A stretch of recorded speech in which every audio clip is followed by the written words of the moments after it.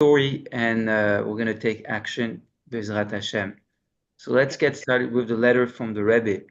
Rabbi Cohen, Yes. is it possible for you to put it on presentation mode? So it is. Are you able to see my screen? Yes, the screen is visible, but it should be only visible the slide itself.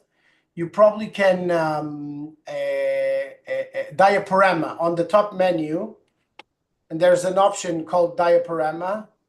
Okay, it's like I think the fourth. Yeah, it's actually in. Let's see. Can you see it now? Yes, that's perfect. Great. Okay, so it's loaded now. You're going to be able to see it. Okay, so Kimchi, if you want to read this one, that would be great. Wait a second. Sure, Rabbi, with much pleasure. In which body will reincarnated soul return? By the grace of Hashem, the second of Tammuz 5716, which was June 11 in 1956, Brooklyn, New York. Blessing and greeting.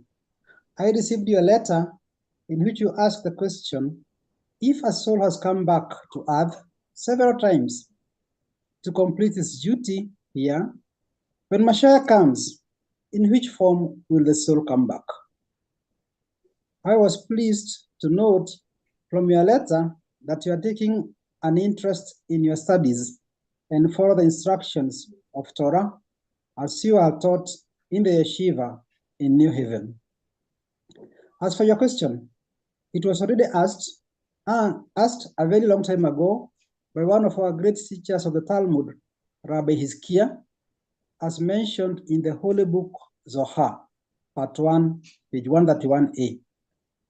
The answer given there by another great teacher of the Mishnah, Rabbi Yossi, is that the soul will come back to life in the body in which it has accomplished Torah and mitzvot during her lifetime on this earth, and that a body which did not practice Torah and mitzvah on earth will not come back to life.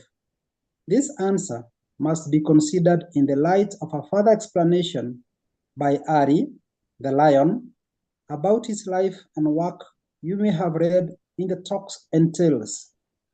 The century Ari explained that it is almost impossible for a Jew not to fulfill at least some mitzvah. Therefore, in accordance with the answer in Zohar, almost all bodies will come back to life. The question then is, which body will the soul return if it had been in more than one body? Beautiful. Thank you very much. So this is in the topic of the reincarnation and the resurrection of the dead that we've been talking about.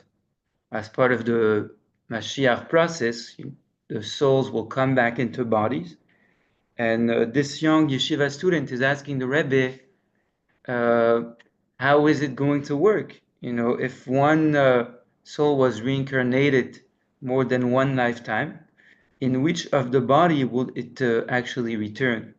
So first of all, the Rebbe quotes the Zohar, and he says that a body that fulfilled mitzvot and learned Torah will merit the resurrection, and the soul will come back. And the question remains, in which body will that soul, come back into? So you can continue here. So, continuation of the letter. The answer, strange as it may seem at first glance, is that it will return in all bodies it had inhabited. To understand how this is possible, let us remember that the souls of mankind started from two people, that is Adam and Eve. Their souls included all the souls of the future generations.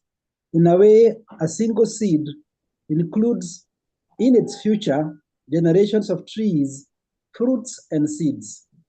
In the same way, the souls of parents are not just two souls, but they can split up into soul sparks, each of which is in turn a complete soul. Therefore, when a Jew performs a mitzvah, the body takes part in it, and it is no longer dry wood that rots away, but it will come back to life with a soul, which is a divine spark, and which was included in the original soul. Thus, at the time of resurrection, after Mashiach will come, all parts of a general soul will each have a separate body, just as parents will come back to life with all their children. If you find the above a little difficult to understand, you can ask your teacher to explain to you more fully, or leave the question until you grow older. But you may be sure that no good deed, no mitzvah, not even a single minute spent in the study of the Torah is ever lost. With blessing. Signed by the Rebbe's secretary. Thank you. Beautiful. Thank you very much. So the Rebbe goes on to explain the concept of general souls that can give birth to plenty of souls. And a soul is a little bit like a candle. And with one light, you can light many candles.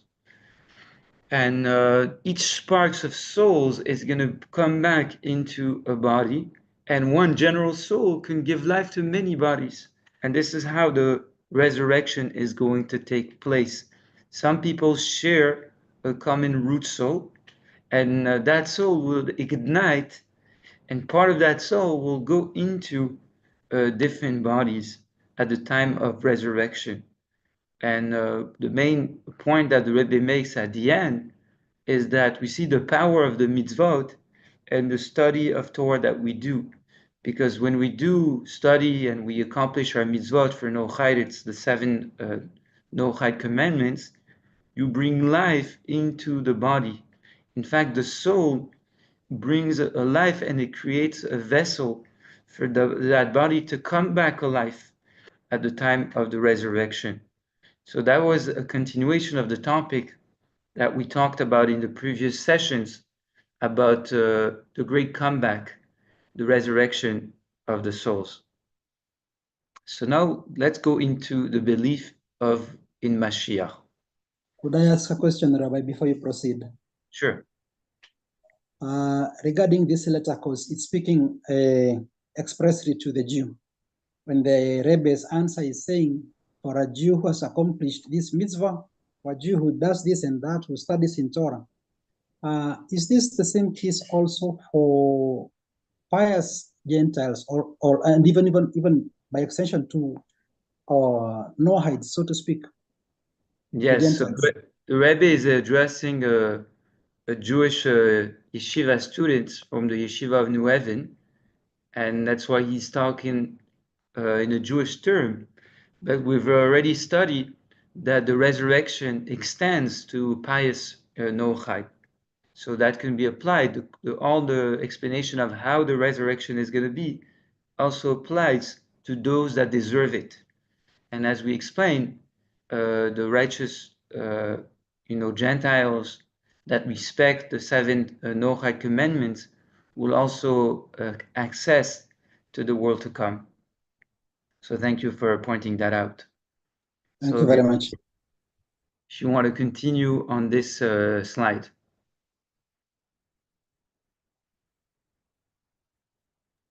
Me? Gilbert, if possible. Okay. Did you long for salvation? The belief in the coming of Mashiach and Messianic redemption is one of the fundamental principles of the Jewish faith.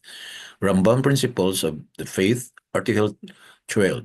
Every Jew must believe that Mashiach will arise and restore the kingdom of David to its original state and sovereignty, rebuild the Beit HaMikdash, Holy Temple of Jerusalem, gather the dispersed of Israel, and in his days all the laws of the Torah shall be reinstituted as they had been aforetime.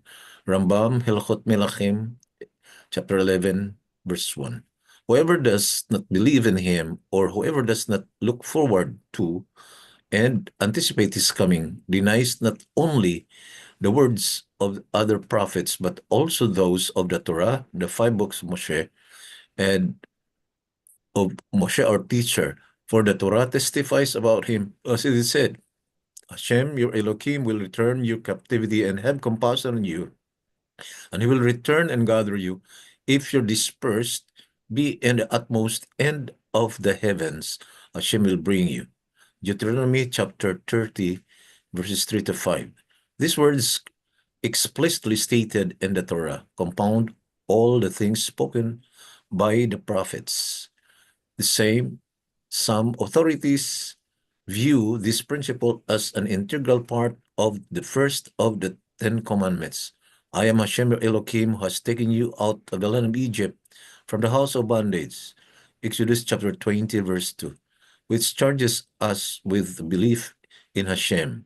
That is to know that he who created heaven and earth is the sole ruler above and below, and in all directions. This includes the principle that man is asked in his judgment after death.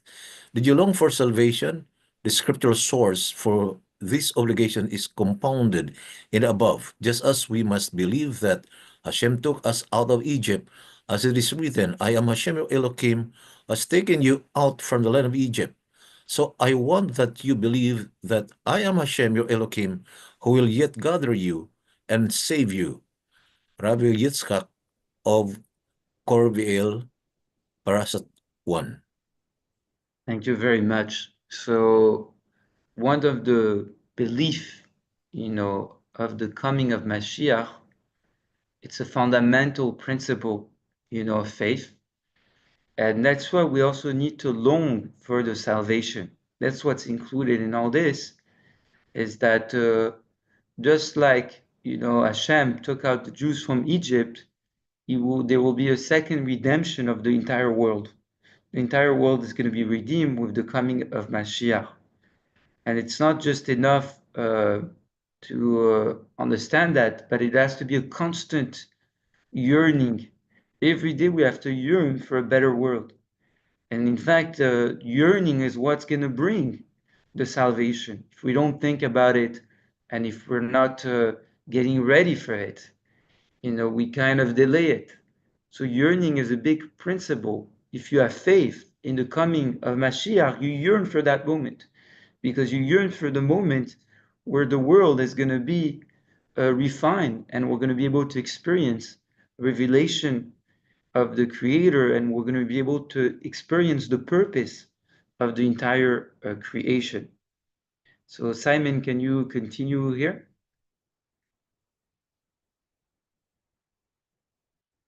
As we explained an overview of what's going to happen when Mashiach comes.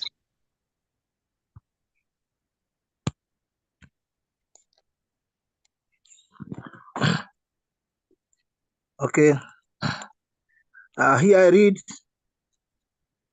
the Messianic era, an expanded overview with the core verses.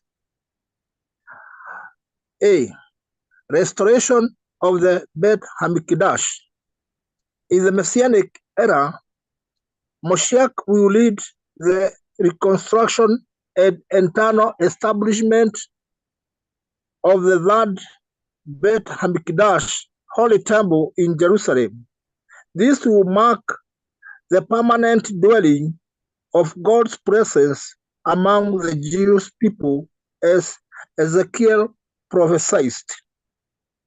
I shall give my sanctuary in their midst forever. My dwelling place shall be over them. The nations shall know that I am God who sanctifies Israel, when my sanctuary shall be in the midst of them forever. Ezekiel chapter 37, verses 26 to 28. B. In gathering of the exiles of Israel. A central feature of the Messianic era will be the miraculous and complete return of the Jewish people from all corners of the world to the land of Israel.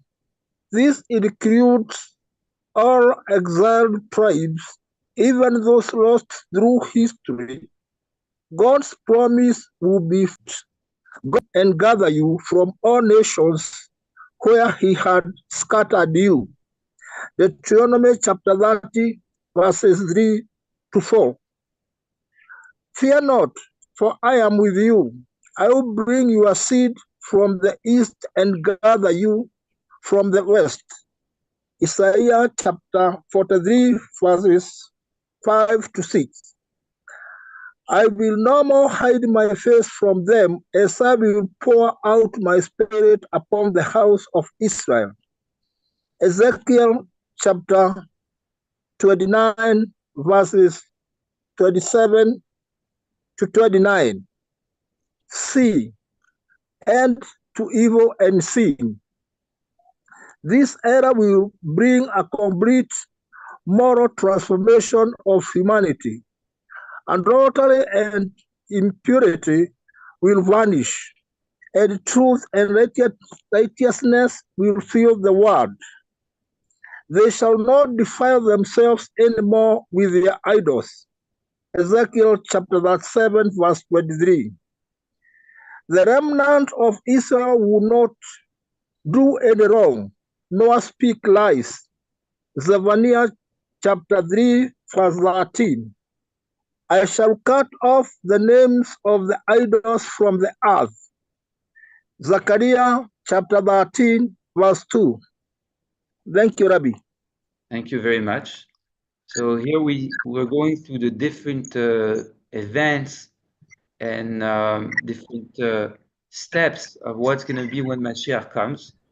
Number one, the restoration of the Beit HaMikdash, which is the holy temple in Jerusalem, which will be rebuilt. The ingathering of the exile of Israel, and C, the end to evil and sin. And we have some of the verses. Now there's many more verses, but it would have been too much to bring them all. So we just chose the few for each of the topics. But it already gives you the idea and also some of the sources in the Torah of all these different events. So let's continue a little bit here. Basil, would you like to continue here? Okay, thank you, Rabbi. I'll read. It will be good for you. A universal knowledge of God. Divine awareness will be accessible to all, not only scholars, but every individual will have deep understanding of God. Prophecy and divine insight will become widespread. The earth shall be full of the knowledge of God as the waters cover the sea. In Isaiah chapter 11, 9. Next, the glory of God shall be revealed, and all flesh shall see it together. In Isaiah 45. I shall pour out my spirit upon all flesh. Your sons and your daughters shall prophesy. In Joel 3, 1 to 2. Universal worship of Hashem. The entire world will recognize and serve the one true Hashem. Nations will be turned toward Jerusalem for guidance and truth. For then I shall turn to the peoples a pure tongue, that they all may call upon the name of Hashem to serve him with one consent. In Zephaniah 3, 9. The next verse, let us go up to the mountain of God, for from Zion shall go forth Torah. In Isaiah 2, verses 2 and 3. Next verse, God shall be king over the whole earth. On that day, Hashem shall be one, and his name one. In Zechariah 14, 9. Next, universal peace and harmony. The Messianic age will be one of peace among nations, and even among animals. The spirit of war and fear will disappear. verses. Nations shall not lift a sword against nation, nor shall they learn war anymore. In Micah 4, verse 3. Next verse, I shall break from the earth the bow, the sword, and warfare. In Hosea 2, verse 20. I can't read anymore if there are. Wow. Okay. Are you able to see the last one? Yeah. Oh, no, I can't. Okay. So the wolf should dwell with the lamb, and a small child should lead them. So we see a few more elements with the coming of Mashiach. And number 4 was the universal knowledge of Hashem. It's going to be a time of great divine awareness where everyone's going to be able to access, the understanding of the Creator. And as we know, understanding Hashem is what is helping us to connect to Hashem. The more you understand, the deeper you can connect. So it's going to be a moment of great connection, where suddenly we're going to have this mochin de gadlut, these great intellects, and these great revelations of the knowledge of Hashem that is going to become accessible to everyone. And of course, when you have the knowledge of Hashem, your mind changes, you become uplift, and you become a much better person, more refined, and everything that comes along with this great light of understanding. And number 5, everybody's going to recognize the true God, the oneness of Hashem, and everybody will turn to Jerusalem for guidance. And number 6, there's going to be a great peace, both in nations, human beings, and also even in the animal world, where the entire creation is going to live in harmony, and there's going to be a great shalom, a great peace, something that we yearn for very much, especially in our days with all the different, tribulations that are overtaking the world.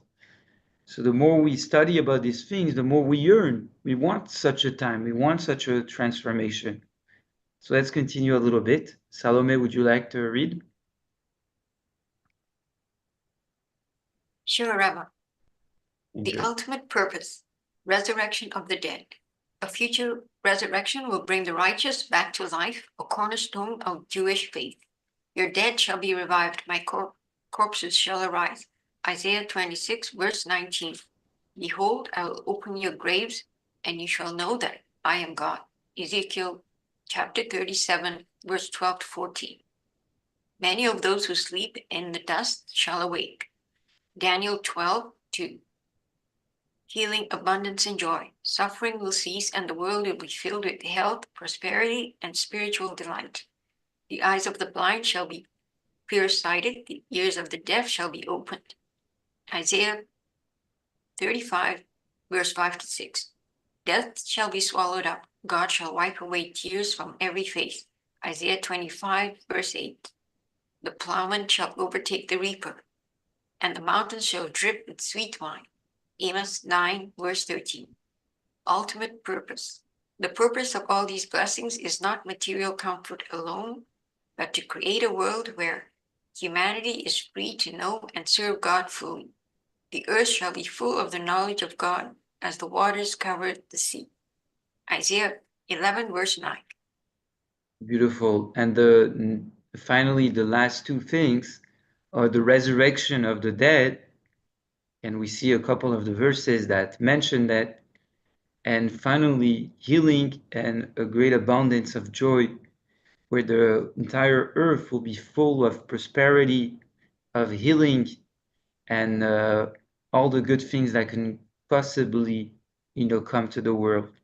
Now, the purpose behind all this is that finally we're going to be able to experience the world the way God wanted it to be originally, a place that is rectified. And that is totally free from all concerns, all physical concerns, so that we can turn to Hashem and we can be free to serve Him in the best way possible. So if you have your screen on mute, please mute the screen so we can continue with the lecture. Now we're going to talk about that moment right before the redemption. So Nelson, would you like to read this one?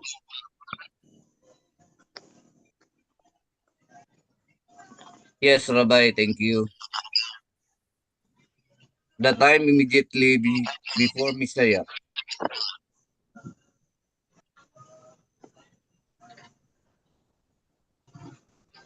Okay, continue. The time immediately before Messiah. The time appointed by Elohim for the Messianic redemption is closely guarded secret. Pisakim 54b. Midrash Tehillim 9 verse 2. See also Please, Suhar. if you're not, whoever's not speaking, please mute your screen.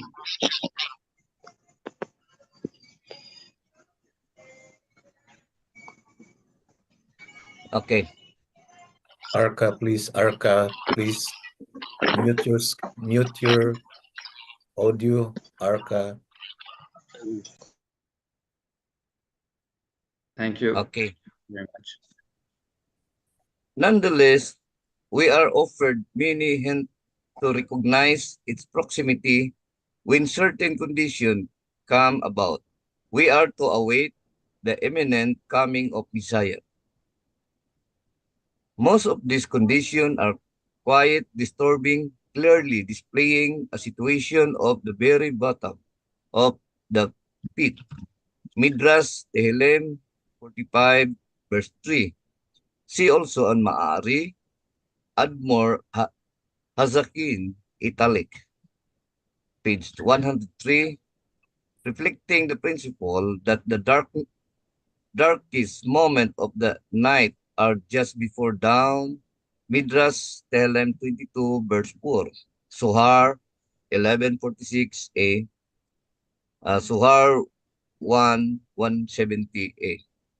One major source described the world condition in those days as follows: increase in insolence and impudence, oppressive inflation, unbridled responsibility on the part of authorities, centers of the learning turned into the places of corruption, wars, many destitutes, begins with none to pity them, wisdom rotting, the pious despise, truth abandoned, youth insulting elders, family breakdowns with mutual recrimination, impudent leadership, Sutta 49b.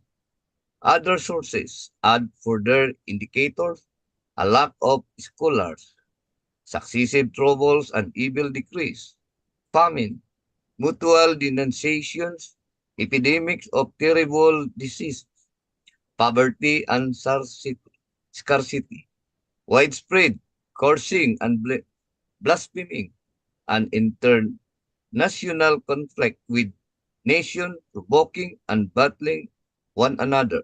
Sanhedrin 97a. Sher Hasarim Rabbah 2 verse 59. In short, it will be a time of suffering that may make it seem as if Elohim were asleep. Kibli, Messiah, the birth pangs of redemption, which are bearable only in anticipation of the blessed to come. Thank you, Rabbi. Thank you very much. So right before Mashiach comes, there's going to be a great concealment. We're going to reach, the bottom of the pit and the darkest moment of the night are right before dawn. And we can see that today, with the great concealment that is happening, the great denial that is happening in the world, an increase in insolence, the irresponsibility of the authorities, and all these different things, where you can clearly see the denial of the truth, openly. And it seems to be a very, very dark time, and we don't know how we're going to get out of it. You just have to look at social media today and to see the great denial, to see the darkness that people find themselves is unbearable. And yet, it's especially at that moment that the energy of Mashiach is coming into place. And if you're able to see beyond the concealment, you can see the great changes that are happening underneath the surface. Now, this time is called the Chevle Mashiach. If it's the birth pangs of redemption. And right before giving birth, there's a lot of difficulties before you can reach to that point. But the only way we can bear, all these different challenges that are befalling us is to anticipate the coming of Mashiach, to understand that all this is a part of the process. Because through that concealment, it's going to have the biggest revelation. And the world is being purged, of the negative, and that's why it's coming out. It's a little bit when you're doing the cleaning for Pesach. First it looks clean on the outside, and suddenly you start to clean, and you reveal all that dirt, behind the counters. You move something around, and suddenly everything becomes exposed, and it seems even more dirty than when you started. But when you're able to see the dirt, this is when you're able also to clean it. And as long as you didn't bring it out, you can't, really remove it. So it seems to be a dark time where there's a great denial and there's a great concealment. But all this is part of the preparation of the coming of Mashiach. So let's continue a little bit here. Rabbi, a Yeah. question on the third item, which says that the condition of the people will be insolent and a lot of it. Will it apply to Israel also? Because we hear sometimes it's said that when all Israel are Shomer Shabbat, then Moshiach comes. How do you reconcile that? So the concealment happens everywhere, as you can see also today. But one of the ways to bring Mashiach is, by keeping Shabbat or keeping two Shabbat. And if you can see how fast things are going, and we saw it this year, again, where people that didn't keep Shabbat, started keeping Shabbat, or Yom Kippur, which is like a double Shabbat. It's called Shabbat Shabbaton, the Shabbat of Shabbat. And so the concealment can be swapped in a very, very, very, very quickly. So somebody that never kept Shabbat is now keeping Shabbat, and once the redemption is happening so fast that it's beyond what we can really understand. Now, exactly how it's going to happen, I don't know, and we don't know, but we have all these different hints, and we also see all these different turns of events.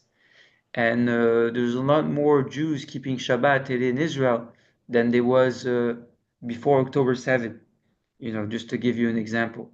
There's a great movement of Teshuvah. There's a great unity among the people. And we see how things go, how fast things go. Everything can be transformed just like that. Yeah. So let's see the signs and also not be afraid of the great concealment, because it can be a little bit overwhelming, especially if you're stuck, watching the news and the social media. You can focus more on the concealment, and but all this is part of the birth pangs, of the redemption. So Leo, if you want to continue on this one. Yeah, Ravi, but before that, maybe, I don't know, please qualify my understanding on this as well.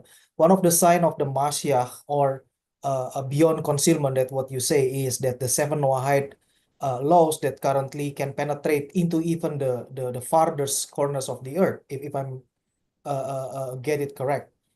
Looking at my country, Indonesia, it's not imaginable like 15 to 20 years back. It's practically none. There is not even a truth penetrating this part of the world.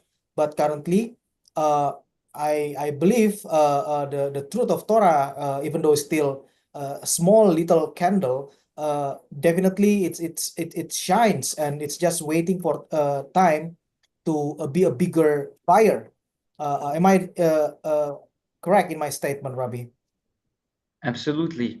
And today information can spread, much faster than we can see. And it's also interesting that for some reason all nations are looking at Israel and what's happening in Israel. Even the people in Indonesia that don't have much of a connection, yet they talk about Israel, sometimes for Right. the good, sometimes for the bad. But Yeah. you can see how everything can be transformed, in a very quick way. So there is these two things happening at the same time. There seems to be a great concealment, and sometimes you can feel alone, keeping the seven laws in a country of millions of people, and you're like, how are we gonna have this transformation? There seems to be more concealment, and Right. people are maybe more in idolatry than other things.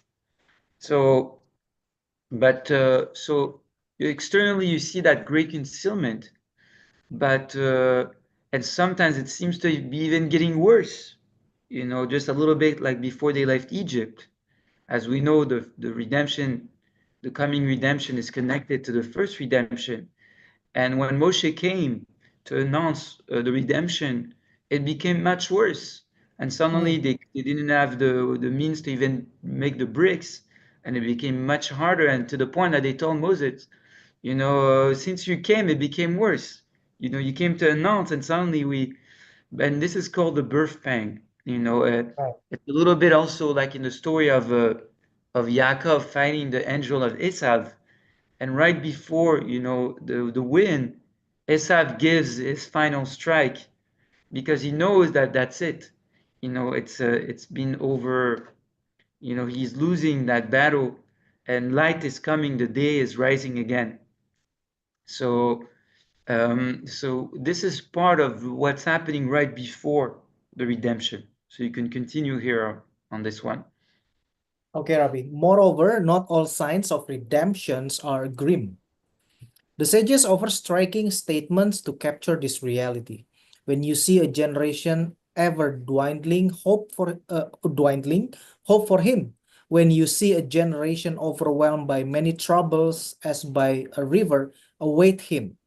In Talmud, Traktat Sanhedrin 98a. And when you see nations fighting each other, look towards the feet of Mashiach. In Bereshit Rabbah 42:4, see also in the Pesikha Rabbati 37:2. Little wonder that same sages express apprehension, saying, "Let Mashiach come, but let me not see him." It's in Talmud Sanhedrin 98b. Yet the prevailing attitude remains one of the unwavering hope, even if one were to merit no more than sitting in the shadow of his donkey's dung. In Sanhedrin 98b. See also Zohar, chapter 2, 7a, following. However, the troubles of Havlei Mashiach are not inevitable. The Talmud teaches what is meant to do to be spared the pangs of Mashiach. Let him engage in Torah and acts of loving kindness. Sanhedrin 98b. Moreover, not all signs of redemption are grim. There are also positive indicators. A notable measure of prosperity, such as written in Sanhedrin 97a, Shir Hashirim Rabbah, chapter 2, verse 29, renewal in Torah study, Ibid, same as above, and the opening of the gates of wisdom above and the well springs of wisdom below, written in Zohar 1:117a. evident in both the spread of mystical Torah teachings and scientific and technological advances.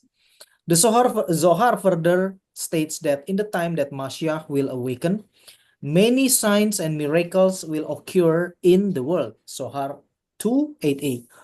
And that these days will be marked by a manifestation and global dissemination of the inner dimension of the Torah.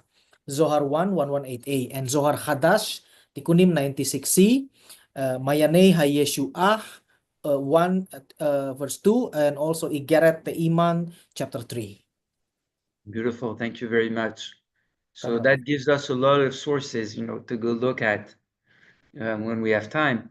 But the main idea is that at the same time as it being, a difficult time, it's also a time of great opportunities. And in the words of the sages, let Mashiach come, but let me not see him. Because, there's like this balance of things. There's this great concealment because things have to move. If you want the baby to come out, things have to start speeding up. So it comes with a great challenge, but at the same time, also a great opportunity. Now we can be spared of all these birth pangs by strengthening ourselves and engaging in Torah and doing mitzvot and living already Mashiach, before even his final expression. So we can be protected. And this is what the Rebbe, instaured, that we should spread, the different campaigns of mitzvot, spreading Torah and mitzvot. And by doing that, we don't need to go through that, that speeding up, because we will be vessels already to pass on to a new reality. So everything can be happening in the positive, and we don't need any difficulties. And this is the right approach, to bringing Mashiach.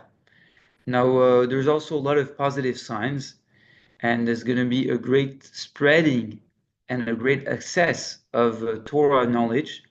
And we see that today with all the technology, we're able to spread information very fast, to the four corners of the world. And there's going to be also a great amount of miracles that are going to happen, a big prosperity. And this is really the time that we live in, where we see the transformation of the world and how fast it's going with the technology. And as the Torah wisdom is being revealed, it also brings a tremendous amount of wisdom into the world that is then used in all different ways to make this world a better place. So really, it's an ultimate opportunity. So let's have a look a little bit more about that opportunity. Isaiah, would you like to read this one? Sure, Rabbi. Thank you. Special empowerment. With our generation being the last link of this phenomenal process, we can be confident in our ability to get the job done. While the times are harder by some metrics, we were given the tools to succeed. A parable: when a king fights a war, he provides his army with all the necessary equipment and weaponry required to succeed in battle. When the battle gets fierce and the designated resources are depleted, the king does not consider surrender. The inner desire for victory is so powerful that the king is determined to fight until the long-awaited triumph is attained, regardless of the cost. Strapped for cash, the king squanders the royal treasuries amassed over generations. The precious gems are freely distributed to the generals to provide the soldiers with the necessary resources to fight on to victory. Likewise, in our current era, we can be certain that there is no limits to the divine resources bestowed upon us. We are Hashem's soldier fighting in the height of the battle. Our victory, the arrival of Mashiach, matters to Hashem to the extent that we are granted unregulated access to the king's treasures. The treasure of the King of Kings is the core essence of Torah and Jewish identity that has always been hidden away, inaccessible, and inapplicable in daily life. By Hashem squandering these treasures, We are given more than what we need to fulfill our avoda with persistence and enthusiasm. This explains the unparalleled wealth of teaching, empowerment, and guidance granted to us until in this final stage of Galus. In the last century, Kasidus Kabad has been expounded in the most approachable and practical manner. In these more recent times, we have been given the ability to find the strength within to complete our mission and make Mashiach a reality. Beautiful. So we are given the strength to get the job done.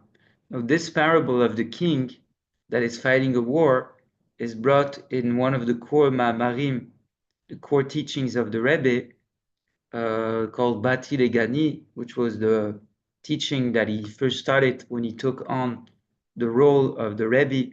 And then every year he would expound on these teachings to explain how to bring down the Shekhinah, how to bring godliness into the world.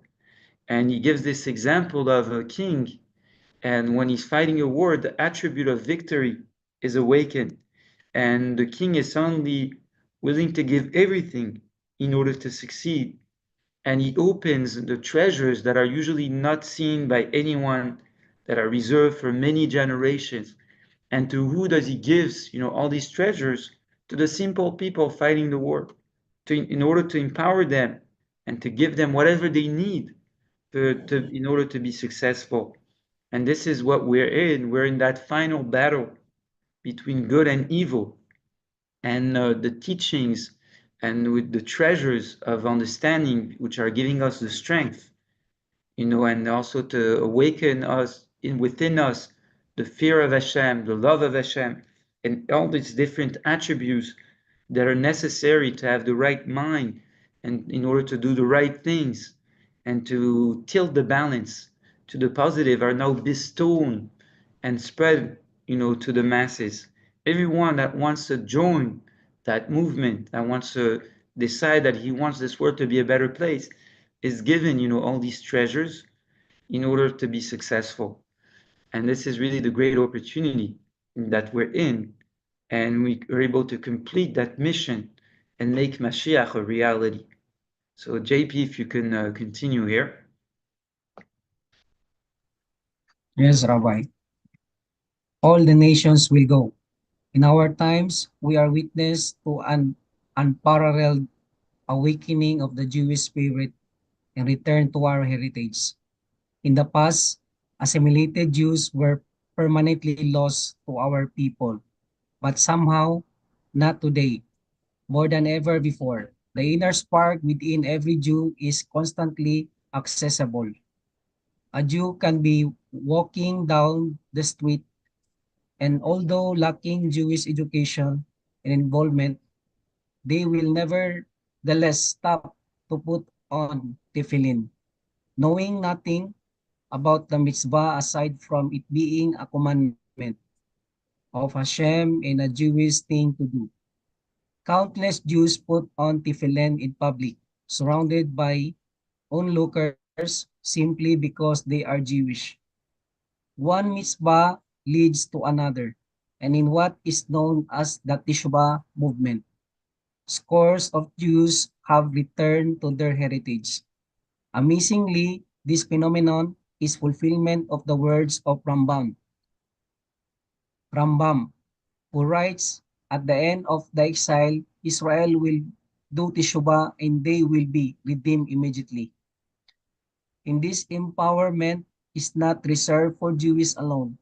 The Rebbe emphasized that now, in this final chapter of history, the mission to perfect the world includes reaching every human being, the righteous among the nations, those who observe the Shiva mitzvot, benign work, have a vital role in preparing the world for the revelation of Elohim kingship. Just as the king distributes his treasures to every soldier in the battle, so too are Noahides today receiving the inner teaching of Torah, those once hidden away to fulfill their purpose and bring about the Geulah Shelema. This reflects the prophecy that all nations will go and say, "Come, let us go up to the mountain of Hashem. For out of Zion shall go forth Torah." Yeshayahu 2:3. The life, the light of Chasidos, the essence of Torah, now shines for the entire world as we unite in the final campaign for redemption. Beautiful. So everybody's empowered to be a part of it and to bring Mashiach. And we need everyone on board, and everyone as a part of the world that he needs to elevate and that he needs to make better. And then in one instant, there will be a great transformation following all the effort that we've put into making this world a better place.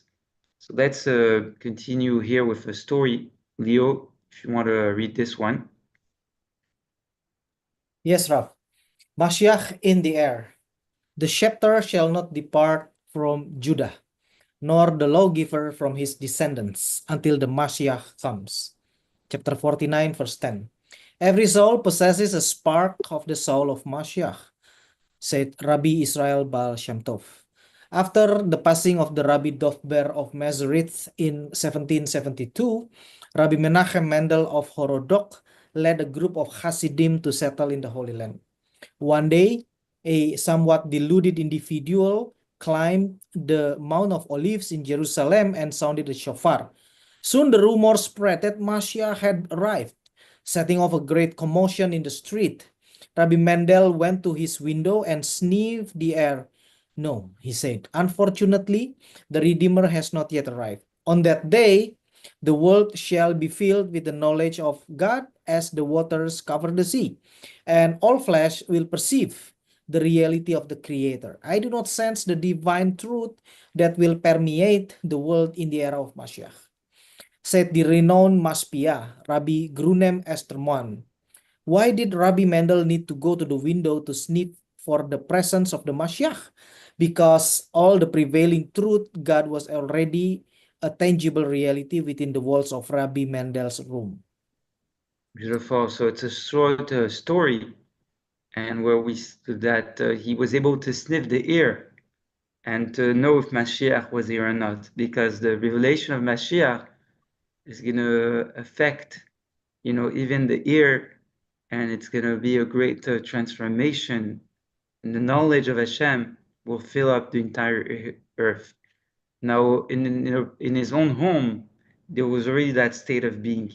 He was already living the time of Mashiach. So on a personal level, we need to live already Mashiach, and then we need that to extend, to the entire world. So we have to be ready to hear the sound of the shofar at any moment now, Bezrat Hashem. So let's take action. And these are 4 powerful steps for Noachites to take advantage of that ultimate opportunity to bring Mashiach, the special time that we're in. Number 1, learn about Mashiach, because the more you learn, the more you get ready for it. Study what the Torah says about the era of peace and truth that Mashiach will bring for all humanity. And we saw many different verses today, different sources in Torah that talks about, and there's plenty more. We couldn't bring everything in one class. But the more you study it, and the more you bring that awareness, the more you're already living it. You're living that transformation. Number 2, live the 7 Noachide laws with strength. Each mitzvah you keep brings more light and prepares the world for redemption. So practically, you learn about it and then you apply it. And you change things in your life, slowly adding, rectifying what needs to be rectified. And now is the opportunity to do the work. After that, once the revelation happens, it's not going to be it's going to be too easy. So really, the real work is now. Number 3, spread goodness and kindness. Even one act of compassion can shift the world closer to Geulah. And this is why you shouldn't just share it, keep it for yourself, but you should share it with others, starting with your family, your close ones, and then to your friends, your neighbors. and to the world. And number 4, believe and speak about Mashiach, trust that a better world is near, and talk about it. And when you talk about it, hope spreads and it becomes also a reality. And that's why when we have a gathering, we could always say a few words, about something we learned about Mashiach. We can, it's always an opportunity to speak about it.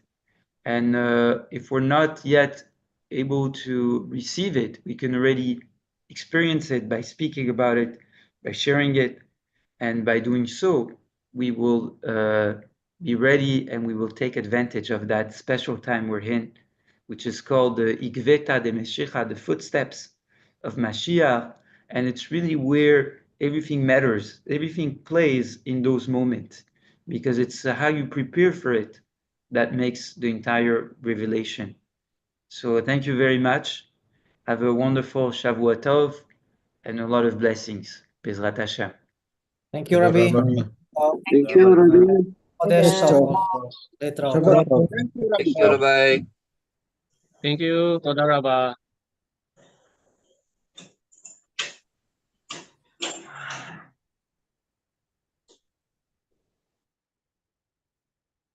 Sakit tayo, sir.